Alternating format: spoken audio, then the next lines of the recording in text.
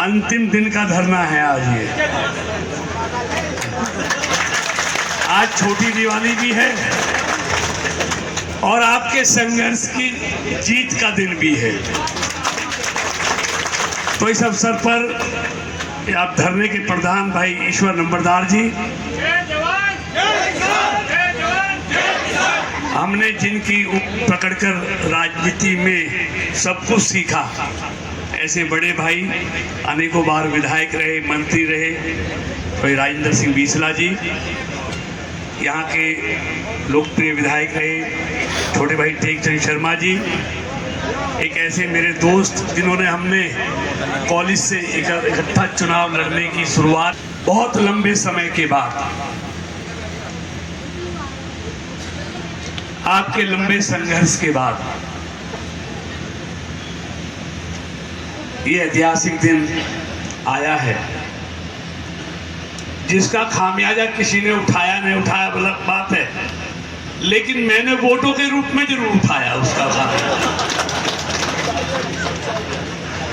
अन्य मेरी वोट और बढ़ जाती।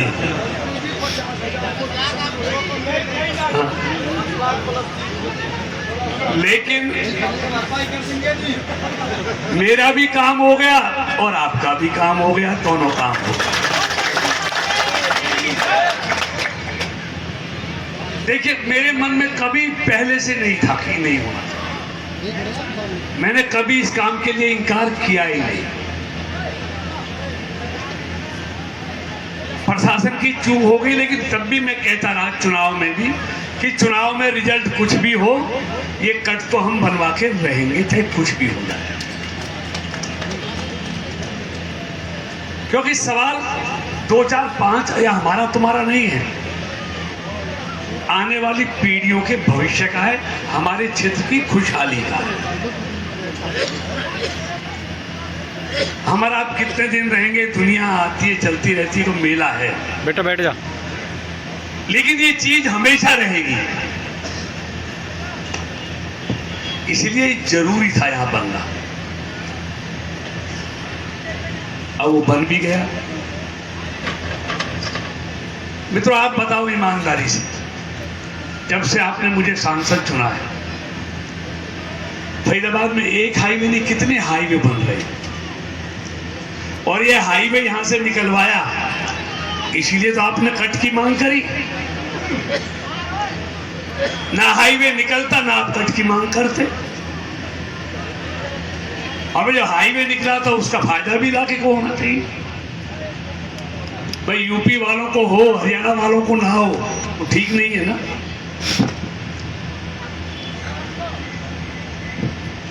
और इस इलाके को इससे 4 चांद भी लगेंगे आने वाले दिनों में, तो पहले से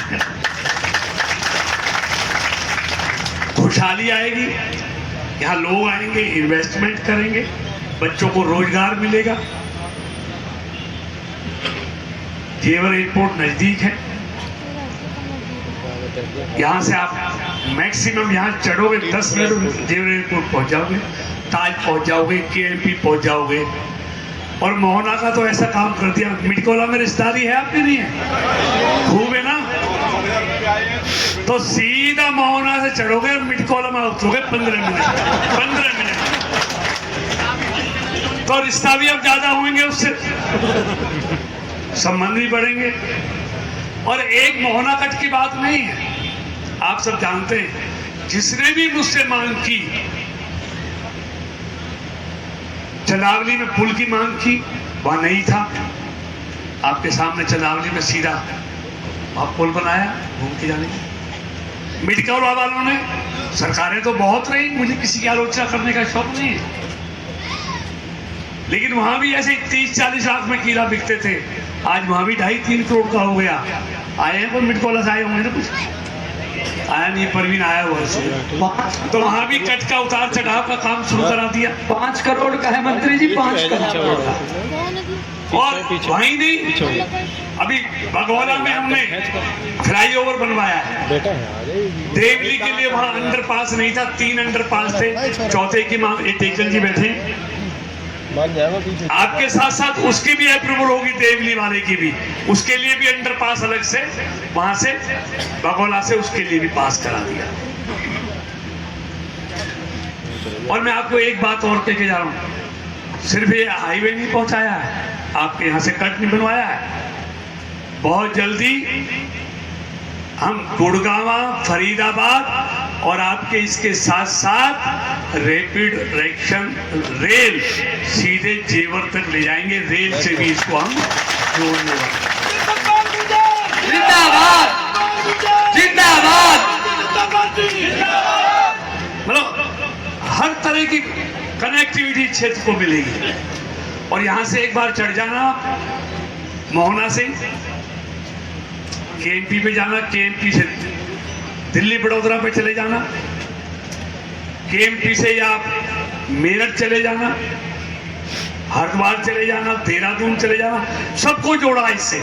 जयपुर चले जाना, ताज वाले पे चले जाना, बॉम्बे, कोटा, जहां जाना चाहो, वैष्णो देवी वाले से भी जोड़ दिया, चंडीगढ़ वाले से भी इसको जोड़ दिया। मतलब एक रोड पे चढ़ोगे, उससे आप देश के किसी भी रोड पे पहुंच जाओगे। फरीदाबाद को इस तरह हमने पूरा जोड़ दिया है। और यही नहीं, यहां से भी रेल लेके जाएंगे और बहुत जल्दी हम बल्लभगढ़ से पलवल भी मेट्रो का काम शुरू करने जा रहे हैं। और प्रधानमंत्री जी उस दिन जब चुनाव की रैली थी टेक चंडी की, उसमें प्रधानमंत्री जी खुद घोषणा कर गए थे, उसकी भी डीपीआर शुरू हो गई है बनने। मतलब हमारा कोशिश हर तरह से कि आने वाले दिनों में, अगले 3-4 साल में कह के जा रहा हूं, लोग गुड़गांव को भूल जाएंगे, सारा देश फरीदाबाद की तरफ भागेगा, ये याद रखना। और ये इसलिए है कि हमारे मन में कुछ करने की इच्छा है फरीदाबाद की, जो बहुत पीछे चला गया, नोएडा से, गुड़गांव से, सबसे। और ये तब तक नहीं हो सकता जब तक इसकी कनेक्टिविटी अच्छी नहीं होती, पूरे देश से इसको हम नहीं जोड़ते।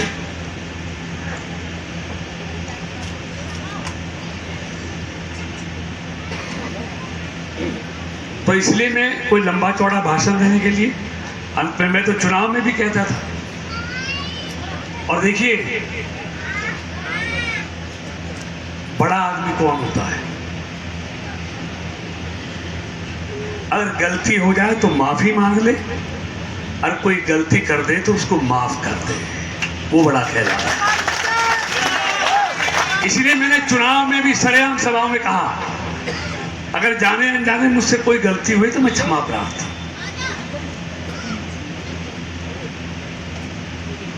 और मैं एक बात कहने, मैं छोटे मन का आदमी नहीं हूं, मेरा मन बहुत बड़ा है। किसी 4-6 आदमियों की बातों के कारण मैं इलाके का नुकसान कर दूंगा, ये मेरे से नहीं हो सकता, 7 जन्म की नहीं।